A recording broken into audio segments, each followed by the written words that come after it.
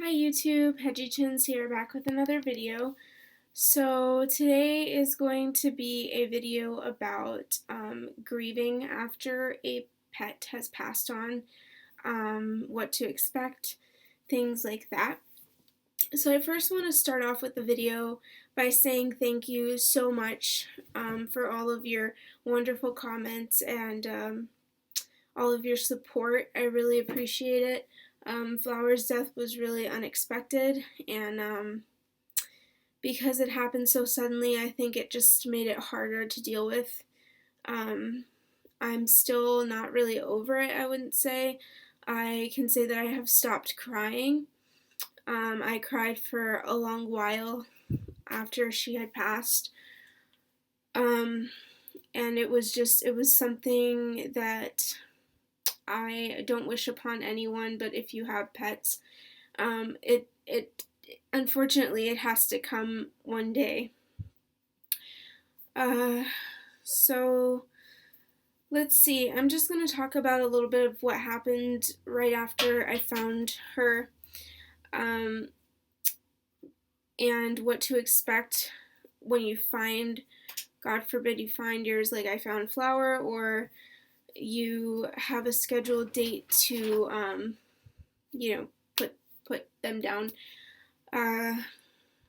So there's a lot of denial that happens right after they pass. It's really hard to just cope with seeing that they're not there anymore, and it's almost like a ghost of them is mentally embedded in your head that just doesn't go away for a few days. The burial, I can't even say that that made it really real just yet.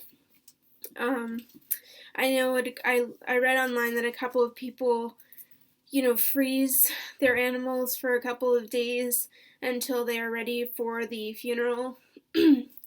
I just couldn't do that. Hi, here's Honka is saying hello. Your tail's wet. Just I couldn't have imagined opening the freezer and just knowing that she's there. It just would have been way too hard. I did know that I wanted to bury her right away. I was also fortunate of not having to deal with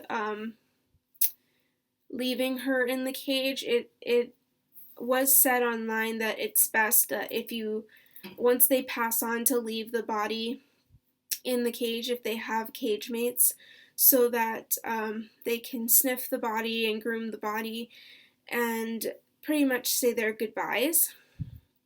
And I think by Flower passing away in the middle of the day at some point when I was not home, and giving her and the other pigs those few hours for them to groom her and do whatever they need to do, it was better for me, because it also would have been really hard to come home, see her, and have to leave her there for at least an hour or two and let them finish up. That would have just been too difficult, so I did bury her immediately, and I think that helped a little bit to have her out of the house, but it still was extremely hard. So denial is like the number one thing you'll probably experience after losing a pet. Walking by the cage was the hardest. If it's an animal that doesn't need to be kept in a cage, such as a dog, it's very difficult to come home and know that they're no longer going to greet you at the door. It's unimaginable. It's a pain that it really hits home, A lot of the other guinea pig owners that I spoke to on Facebook, such as Carrie's Little Piggies and Skinny Pigs One, they were a great support, and they gave me some really good advice of spending time with the other pigs. Be sure that they're okay, and be sure to give them a lot of attention and let them know that you're there. That was really helpful. I will say that I spoke to both of them the day after Flower passed. So the day of, I didn't feel like playing with the other animals, unfortunately. I felt like I just couldn't. So I just needed that extra evening to myself to just grieve a little bit. And, you know, the next day I was able to go back to my normal routine. I was still crying a lot. Seeing the other pigs was a little bit hard too, especially Duchess, seeing as she was Flower's long life partner. A couple of things that I have done to help me myself cope, that may help you guys cope as well. I picked up writing. Writing in a journal has been really helpful, or just some days I won't even, Uncle, what are you doing? I won't even really write about myself or what happened. I'll just write about anything. Some things that are fictional. I'll write poems and things, and you know, things like that. I wish I had the paper with me. I did write a nice little poem thing after Flower passed away. I'll see if I can grab it before the video's over. So writing really helped. I've also started to plan out a quilt, and that will actually be a gift for my husband. He doesn't watch my videos, so he'll probably won't know this. Yeah, so I've been planning out a quilt in honor of our marriage, as well as have little depictions of all of the pets that we've come to have over the years. From my knowledge, my husband didn't do any crying. He could have done it in private. Men are just like that, so I don't know. But he was really hurt to see me like that. And he did say, you know, Karina, you have to go through this 9 more times. It's going to be hard each time. You know, I think we should just remember the good times Flower had. And I was just like, kill me if somebody else says that to me. Like, it was so annoying to hear, like, oh, she's in a better place. Like, I know these things, but it's like, to hear it over and over again, guys, it's just like, ugh, kill me. So, you know, I've been doing a lot of thinking. The quilt hopefully will be done by the end of this year. It is going to be a very large quilt, so it could take some time. The writing, playing with the pets, as I said. I also got a yellow notepad, and I've just been writing just stuff. I don't even know. Like, sometimes when I'm at work, I just have things in my head, and I'll just write them down. So that's what I'm doing for coping, and I think it's really helping. So I suggest picking up something like that on the side while I'm in playtime with the boys, and having sessions with the pigs, lap time. I do some writing and do some thinking. So that's really the best way I can think of. It's been good for me, and I think it'll really help. Another thing that you'll probably experience for the first few days is just feeling so sad, like unbelievably sad. Like, maybe you've lost somebody in your family, but for some reason when you lose a pet, it's not that it's I don't know how to put this. It's not that it's more important, you know, losing anybody or something in your life, such as a pet or a relative, could be equally as hard. But for me, I haven't had any close family pass away in my lifetime so far. So having Flower pass was just, it was a slap in the face, and I was so sad for days. And I also experienced a lot of, well, I shouldn't be happy, because she's no longer here. So, you know, it was just a state of sadness that I'd never known before, and boy, did it really, oh, it was so depressing, it was so hurtful. You know, I felt like somebody had taken Flower away from me or something.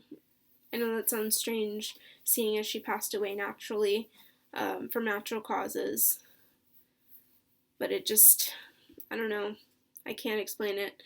If you've lost a pet, you probably know what I mean. Like, you're probably just like, oh, I got it, you know. But another thing you'll probably experience is like you lost a friend. I know that a lot of people say that pets become your family, but you really don't know that until you've lost a pet.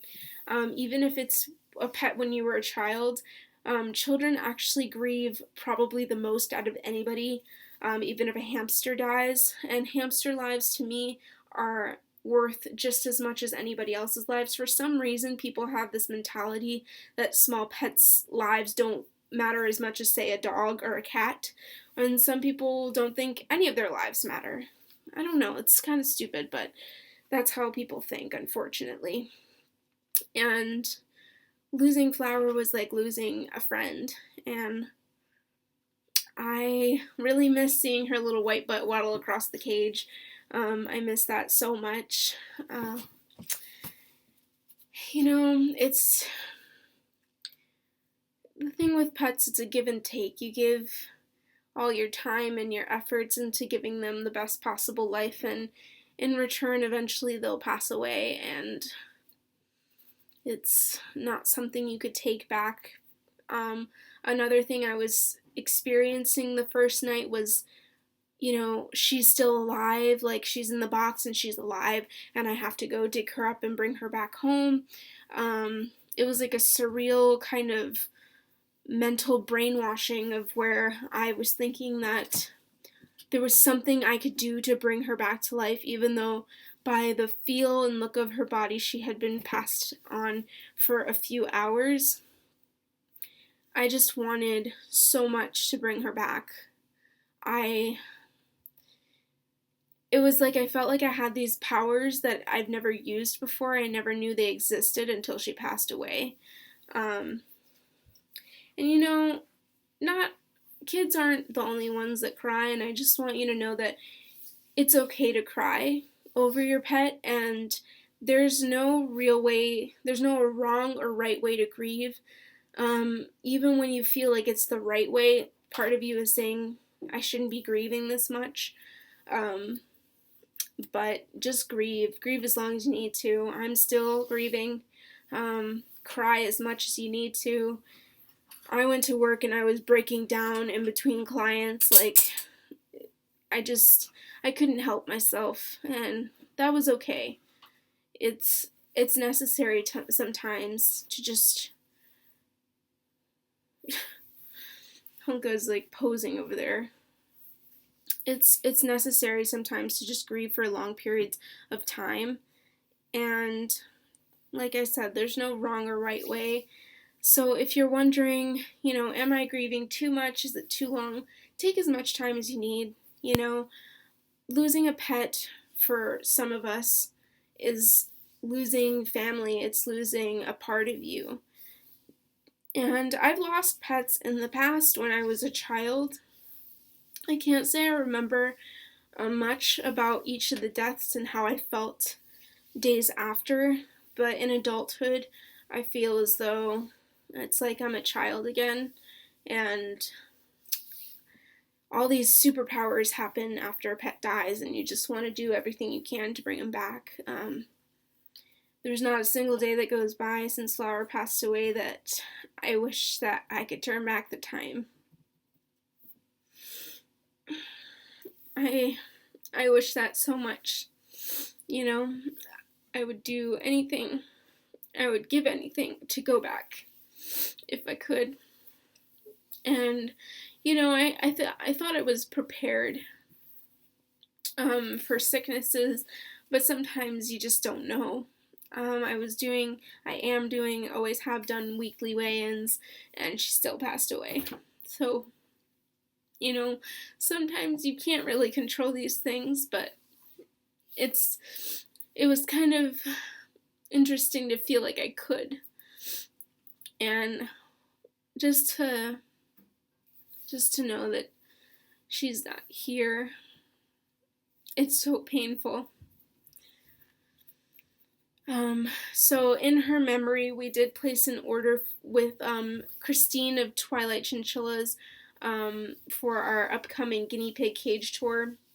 I'm not going to tell you what all the themes are, but we have chosen themes. The only one that's undecided, she's between two right now, is Pebbles.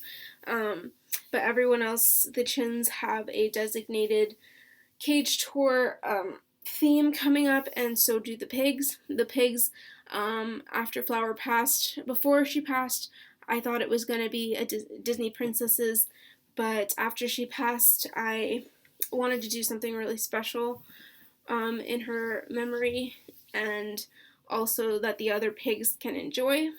And the boys, I came up with something a little clever, and I won't give you any hints, but I think it fits well, seeing as I have all boys. Let's see, maybe I'll give you a little hint. No hints.